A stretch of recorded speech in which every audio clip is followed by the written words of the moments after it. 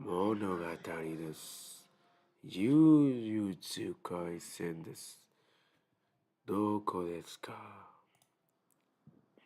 どこですか？どこです。会社員です。OK。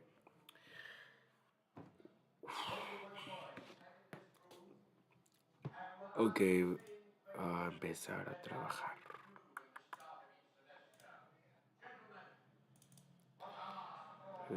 La pa la pa la pa pa pa para pa. Ok, comenzamos a estudiar. Estudiar 25 minutos. We're going to study 25 minutes. 25 minutes. 25 minutes. Okay, 25 minutes. Yes, ahora, okay.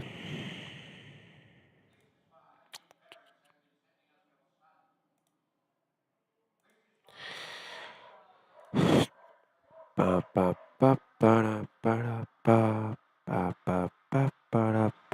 pa. Ok, vamos a abrir. We're going to launch. Oops.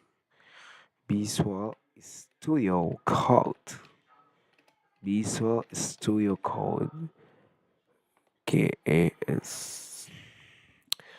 Para pa pa para pa pa pa para pa. Okay, it works. That's great. Pa pa pa para pa. We need music. Yes, we do. Okay. In order to put a good music, we are going to listen, make vibes.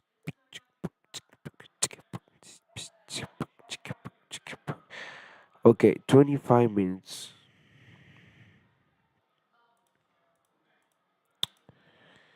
Bla, bla, bla, bla. Vamos a ver YouTube.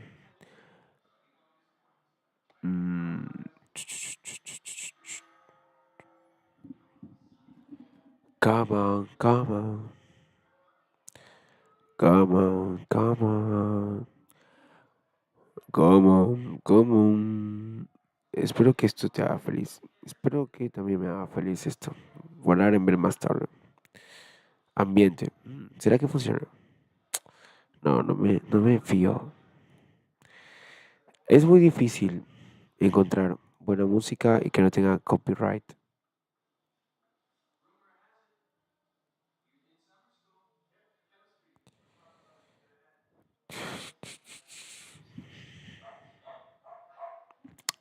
I like this.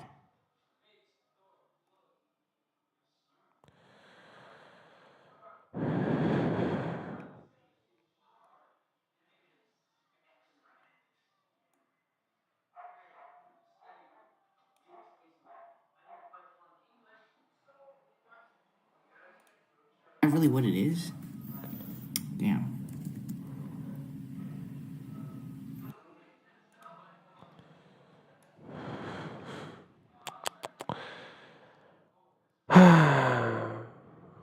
What kind of things I like? I don't know. I would like to find a good kind of music.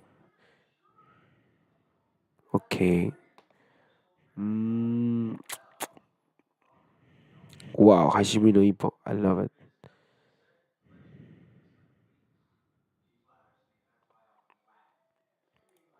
Wow.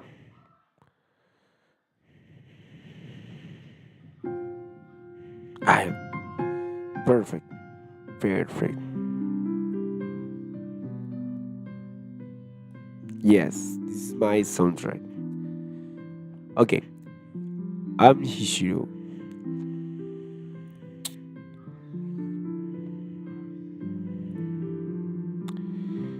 we are going to hide this and show this. And so to do this, I'm going to separate each of these types of data, not with another new line, but simply with a comma. I'm going to keep each student on their own line, but I'm going to separate the information about each student using a comma instead. And so now we sort of have a two-dimensional file, if you will. Row by row, we have our students.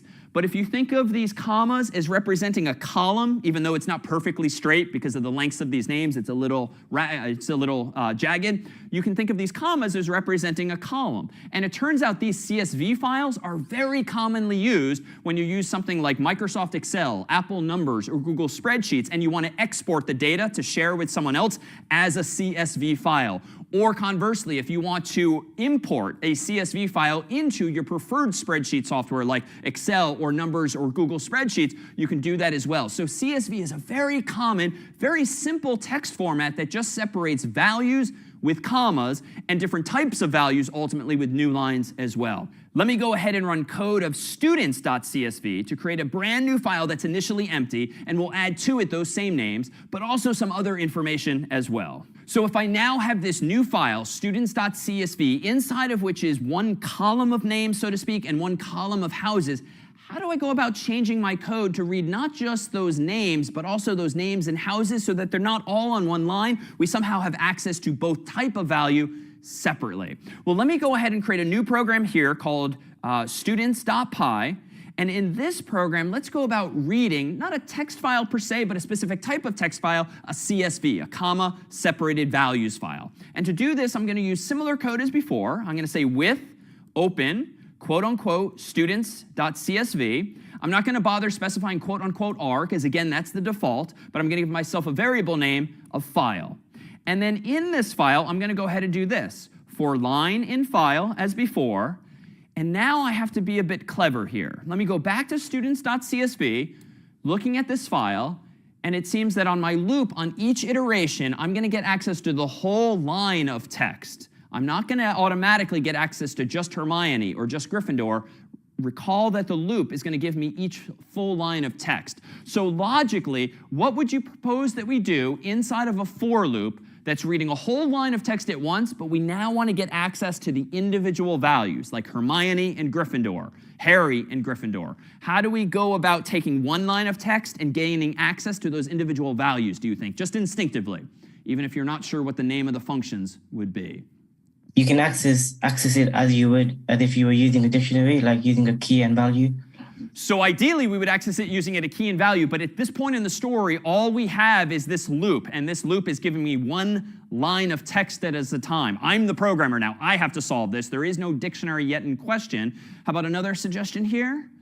So you can somehow split the two words based on the comma.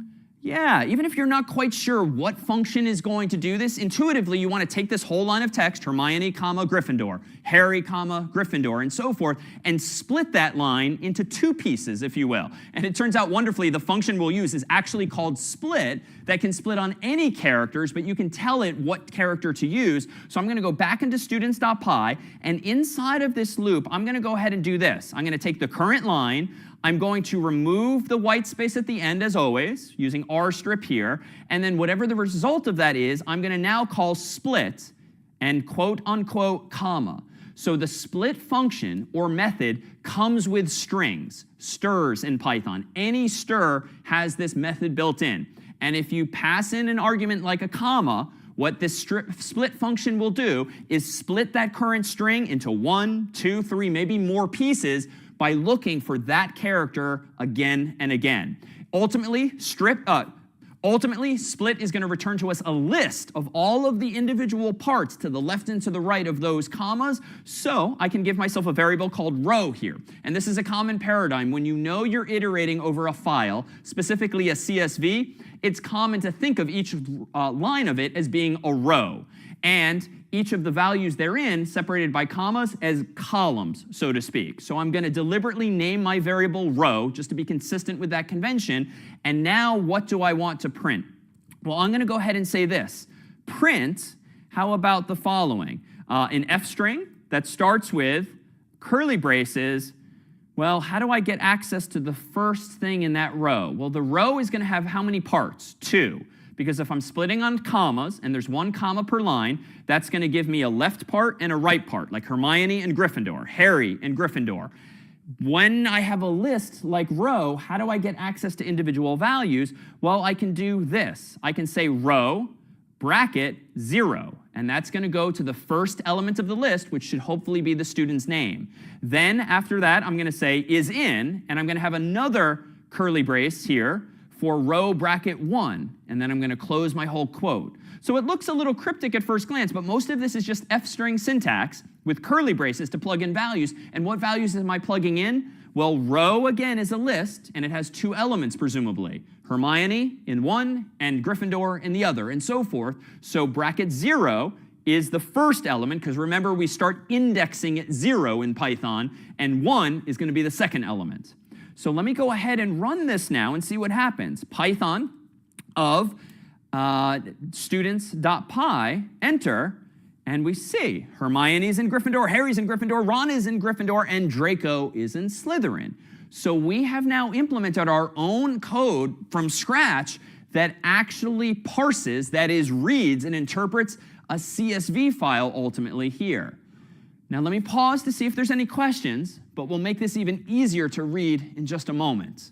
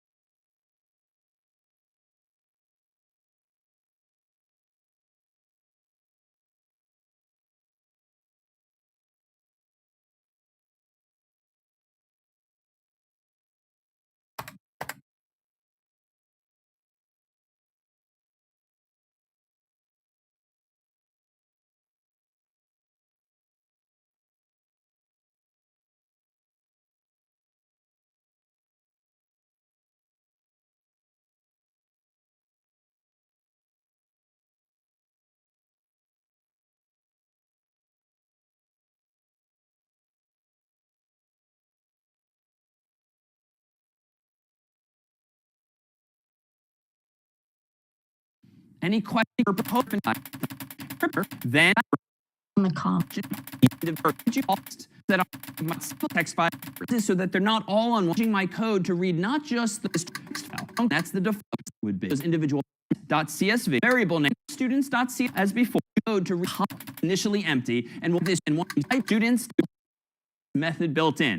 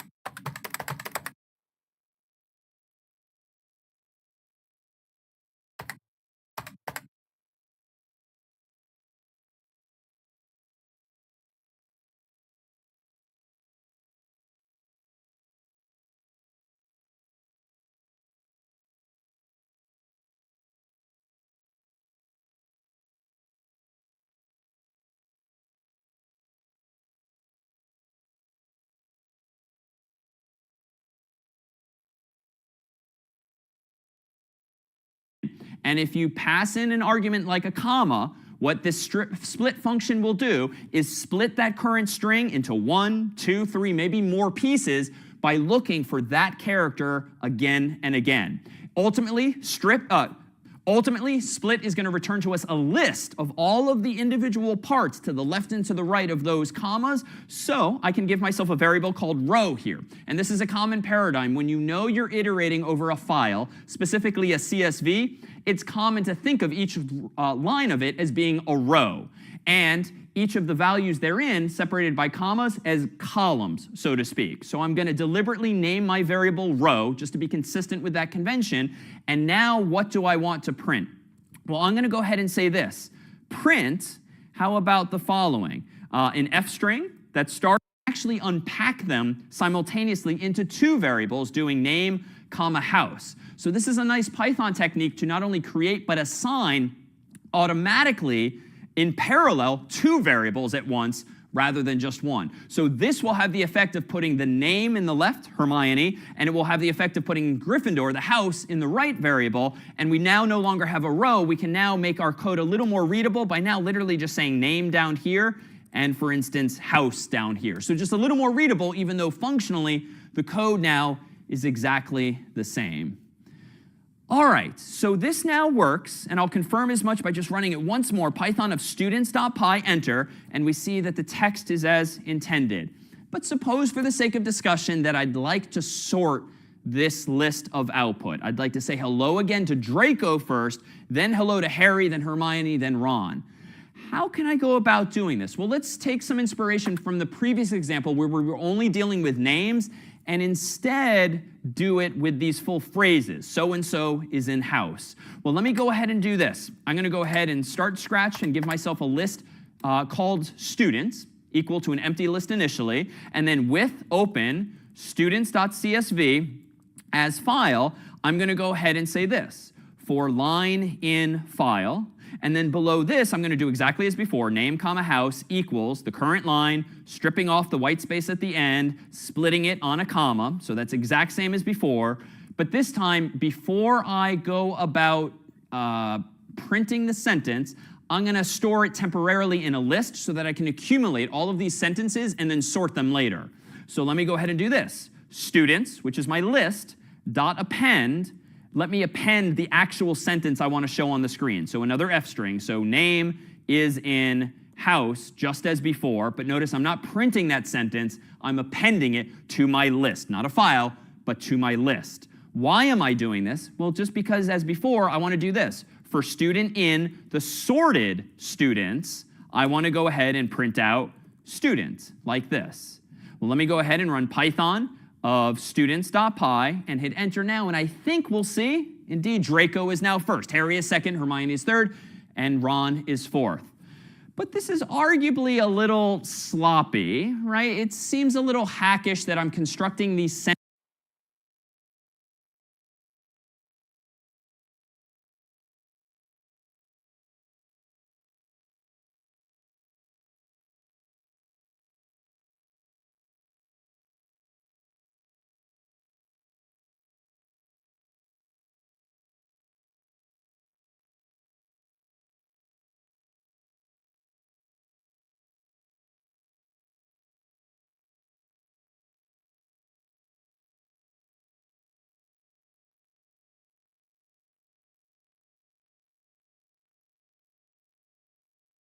sentences, and even though I'm technically want to sort by name, I'm technically sorting by these whole English sentences. So it's not wrong, it's achieving the intended result, but it's not really well designed because I'm just kind of getting lucky that English is reading from left to right, and therefore when I print this out, it's sorting properly. It would be better really to come up with a technique for sorting by the students' names, not by some English sentence that I've constructed here on line 6.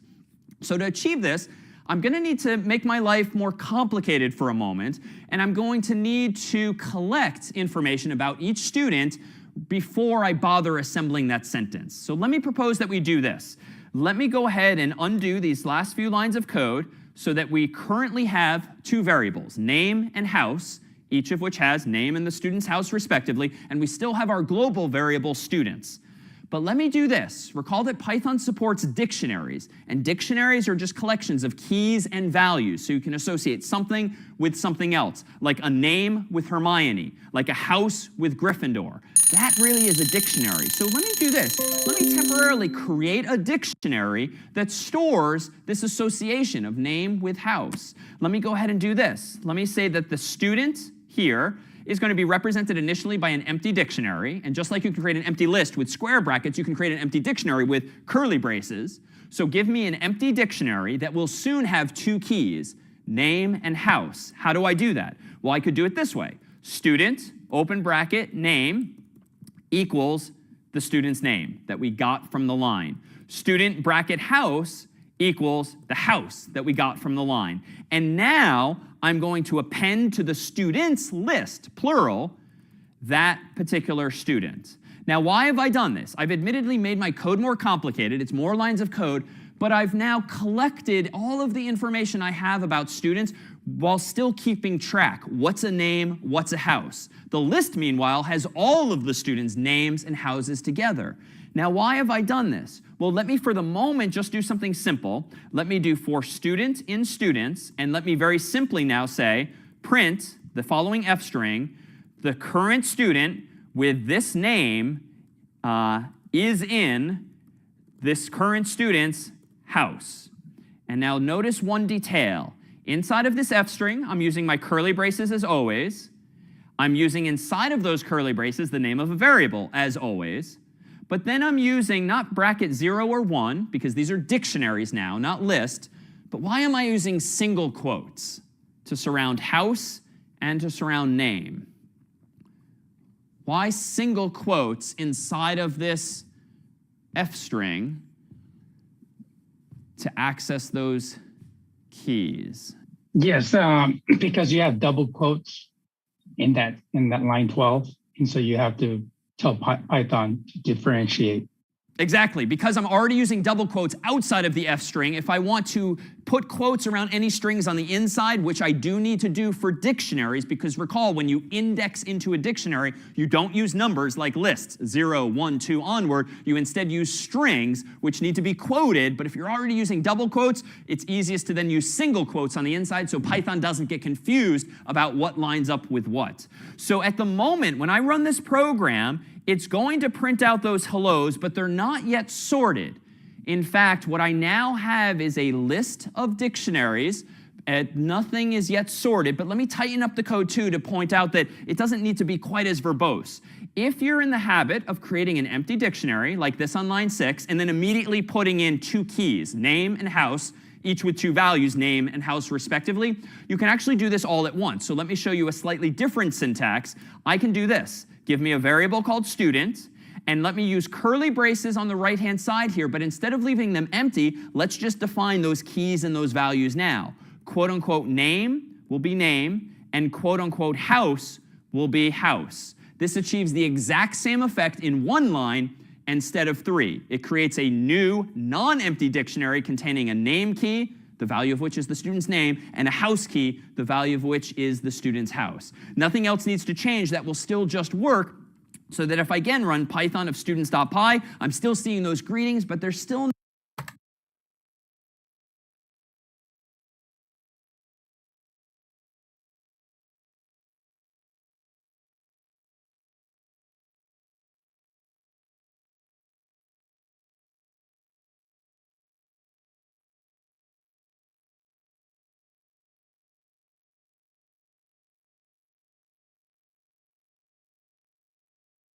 not quite actually sorted.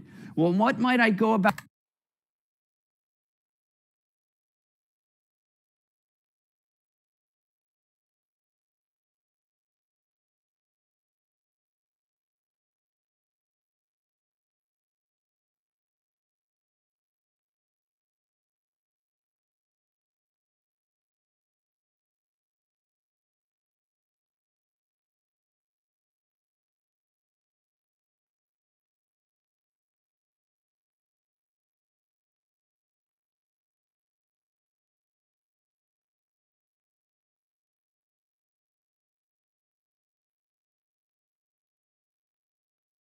Out doing here in order to, what could I do to improve upon this further? Well, we need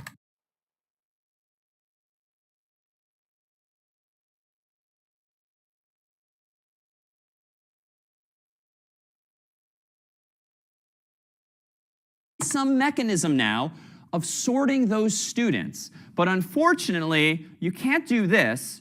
We can't sort all of the students now because those students are not names like they were before. They aren't sentences like they were before. Each of the students is a dictionary, and it's non-obvious how you would sort a dictionary inside of a list. So ideally, what do we want to do? If at the moment we hit line 9, we have a list of all of these students, and inside of that list is one dictionary per student, and each of those dictionaries has 2 keys, name and house. Wouldn't it be nice if there were a way in code to tell Python, sort this list by looking at this key in each dictionary? Because that would give us the ability to sort either by name, or even by house, or even by any other field that we add to that file. So it turns out we can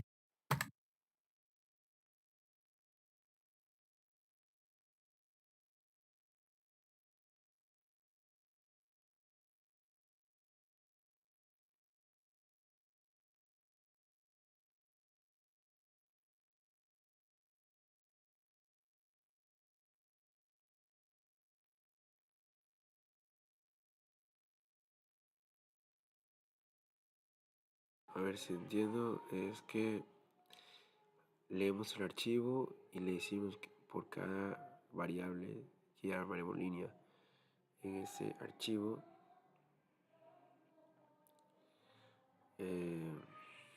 name, house, line, r.strip.split name y house. Y eso va a hacerse student. Student se transforma en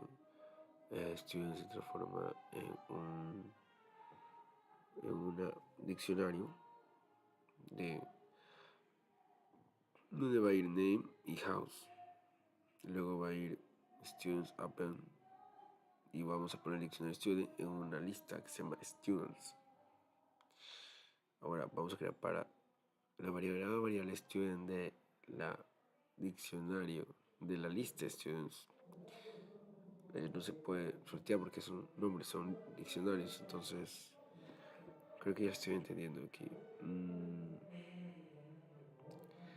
Print f student name is in student house.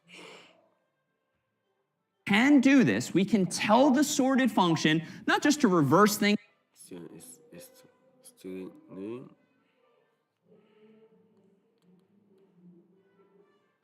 or not. It takes another named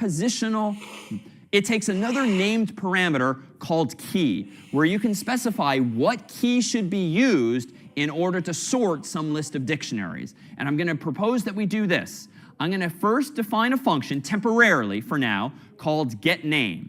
And this function's purpose in life, given a student, is to quite simply return the student's name from that particular dictionary. So if student is a dictionary, this is going to return literally the student's name. And that's it. That's the sole purpose of this function in life. What do I now want to do? Well, now that I have proposed that we do this, I'm going to first define a function temporarily for now called getName. And this function's purpose in life, given a student, is to quite simply return the student's name from that particular dictionary. So if student is a dictionary, this is going to return literally the student's name. And that's it. That's the sole purpose of this function in life. What do I now want to do? Well, now that I have a function that, given a student, will return to me the student's name, I can do this. I can change sorted to say, use a key that's equal to whatever the return value of getName is. And this now is a feature of Python. Python allows you to pass functions as arguments in 2 other functions. So getName is a function, sorted is a function, and I'm passing in getName to sorted as the value of that key parameter. Now, why am I doing that? Well, if you think of the getName function as just a block of code that will get the name of a student. That's handy because that's the capability that sorted needs. When given a list of students, each of which is a dictionary, sorted needs to know, how do I get the name of the student in order to do alphabetical sorting for you? The authors of Python didn't know that we were going to be creating students here in this class, so they couldn't have anticipated writing code in advance that specifically sorts on a field called student, let alone called name, let alone house.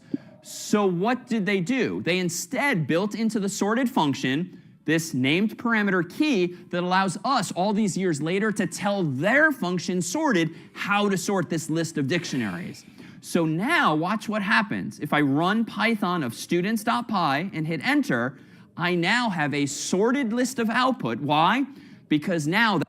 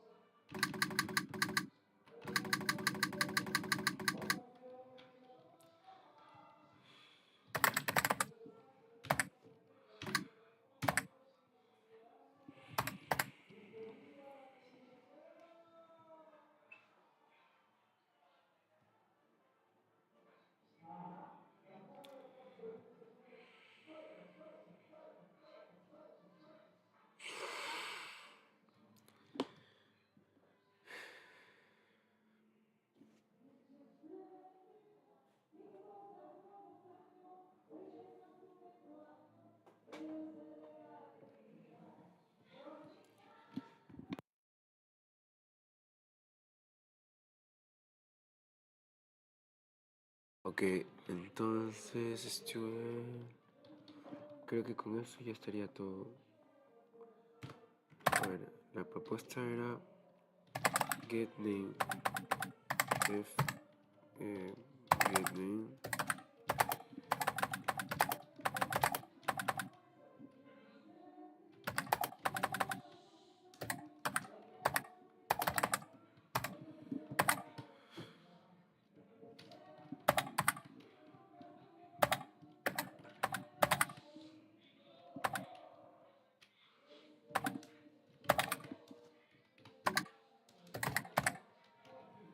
def get name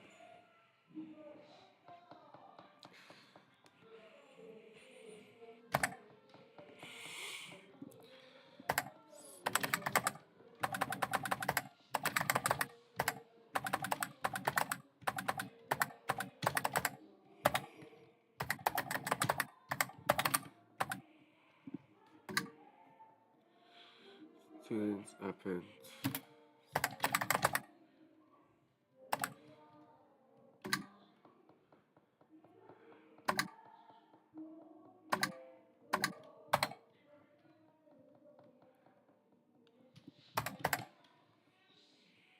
Gate return.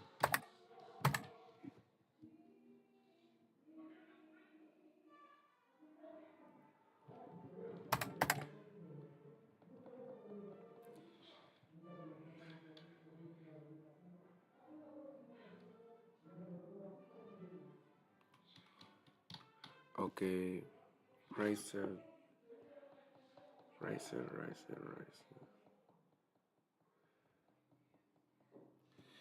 Return sería return get name, sí, student, student, return, student, name.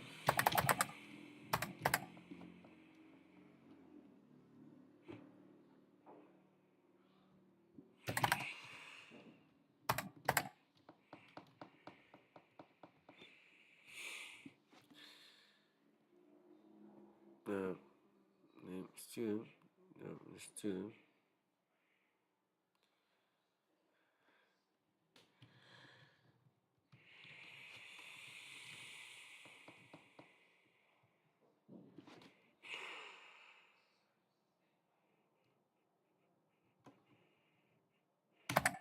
Def return. Luego vamos a ver print for student in students sorted students for student in sorted students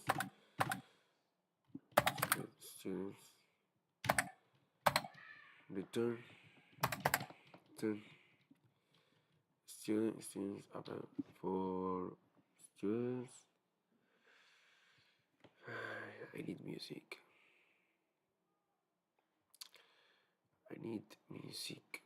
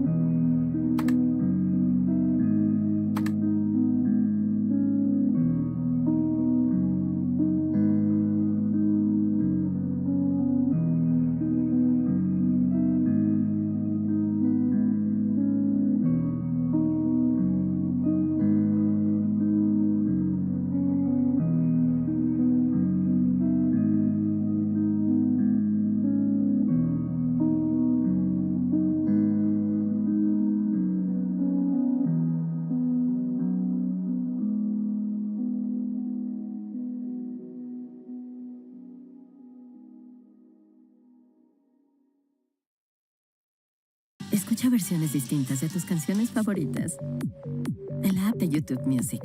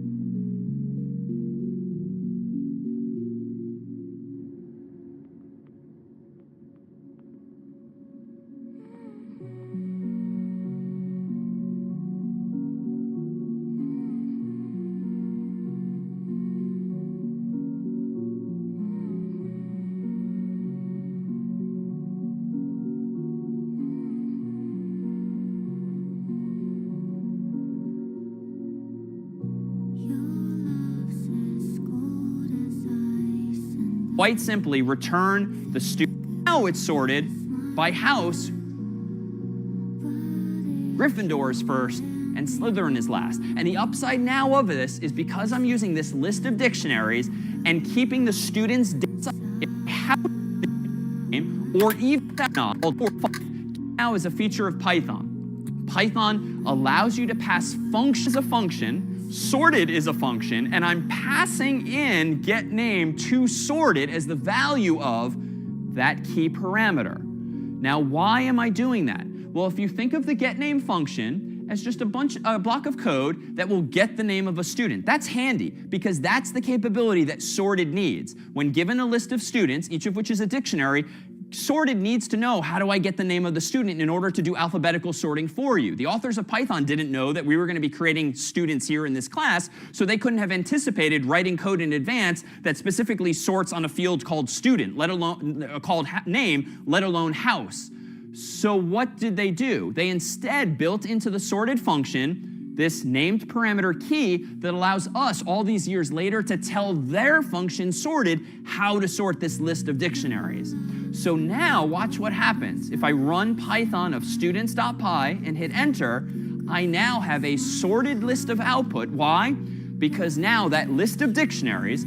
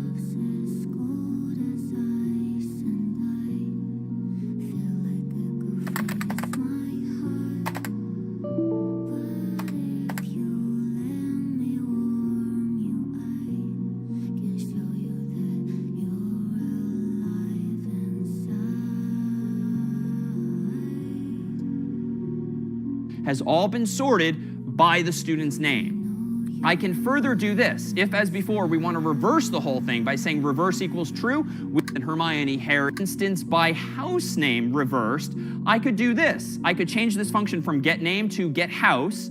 I could change the implementation up here to be get house, and I can return not the student's name, but the student's house.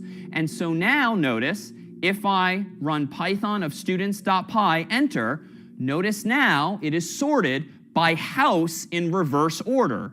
Slytherin is first, and then Gryffindor. If I get rid of the reverse, but keep the get house, and rerun this program, now it's sorted by house, but keep the get house, and Slytherin is last. And the upside now of this is because I'm using this list of dictionaries and keeping the students' data together until the last minute when I'm finally doing the printing, I now have full control over the information itself, and I can sort by this or that. I don't have to construct those sentences in advance like I rather hackishly did the first time. All right, that was a lot. Let me pause here to see if there are questions.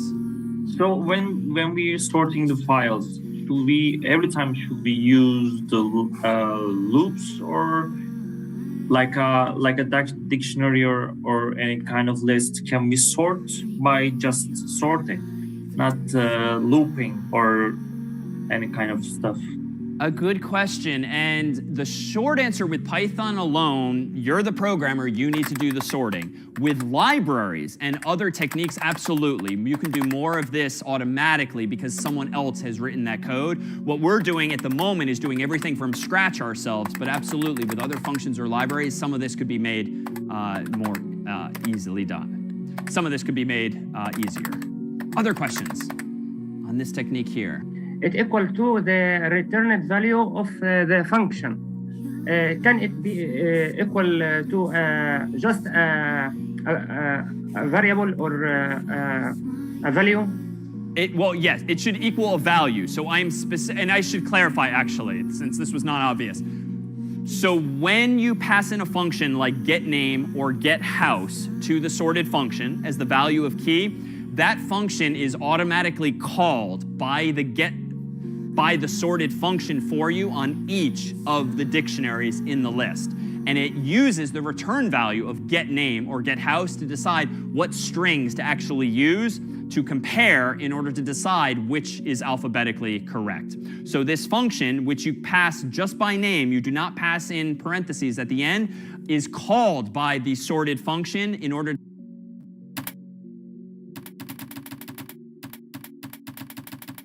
loops, or like a dictionary or any kind of list. Can we sort by just sorting, not looping or any kind of stuff?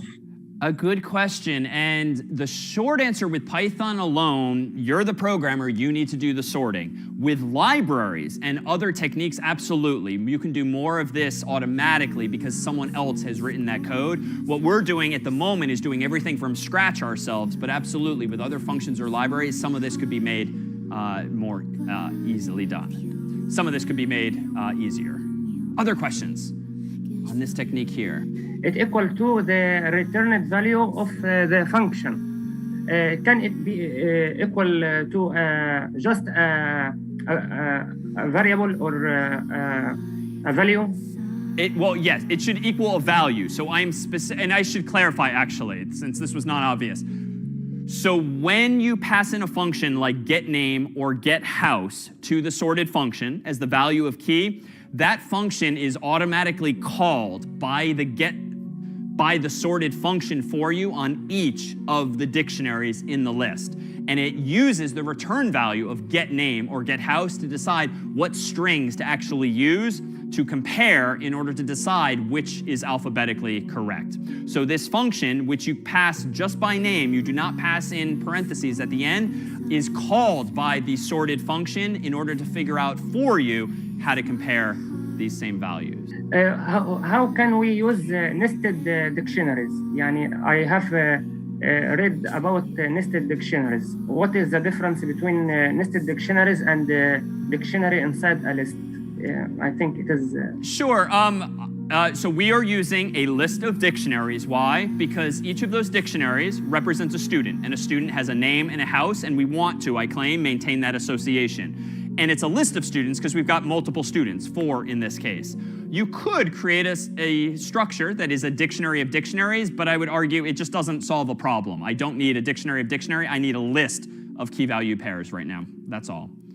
So let me propose if we go back to students.py here and we revert back to the approach where we have getName as the function, both used and defined here, and that function returns the student's name. What happens to be clear is that the sorted function will use the value of key, getName in this case, calling that function on every dictionary in the list that it's supposed to sort, and that function getName returns the string that sorted will actually use to decide whether things go in this order, left, right, or in this order, right, left. It alphabetizes things based on that return value. So notice that I'm not calling the function getName here with parentheses. I'm passing it in only by its name so that the sorted function can call that getName function for me. Now, it turns out, as always, if you're defining something, be it a variable or in this case a function, and then immediately using it, but never once again needing the name of that function like getName, we can actually tighten this code up further. I can actually do this. I can get rid of the getName function altogether, just like I could get rid of a variable that isn't strictly necessary, and instead of passing key, the name of a function, I can actually pass key what's called a lambda function, which is an anonymous function, a function that just has no name. Why? Because you don't need to give it a name if you're only going to call it in one place. And the syntax for this in Python is a little weird, but if I do key equals literally the word lambda, then something like student, which is the name of the parameter I expect this function to take, and then I don't even type the return key, I instead just say student bracket name. So what am I doing here with my code? This code here that I've highlighted is equivalent to the getName function I implemented a moment ago. The syntax is admittedly a little different. I don't use def. I didn't even give it a name like getName. I instead am using this other keyword in Python called lambda, which says, hey Python, here comes a function, but it has no name. It's anonymous.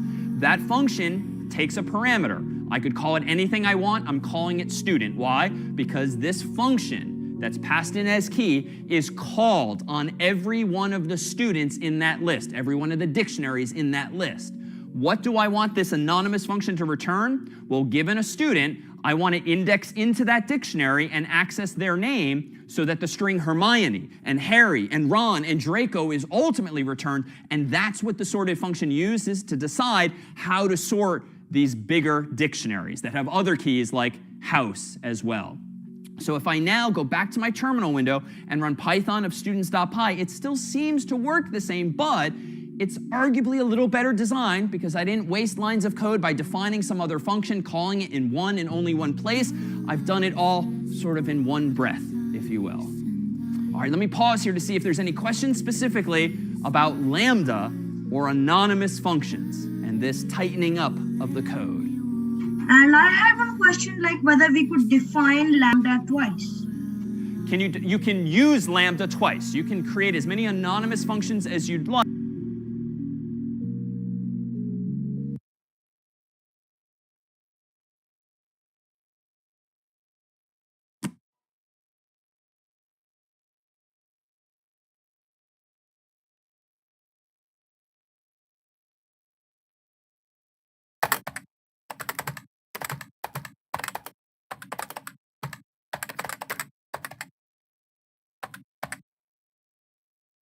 Actually, this is a great question.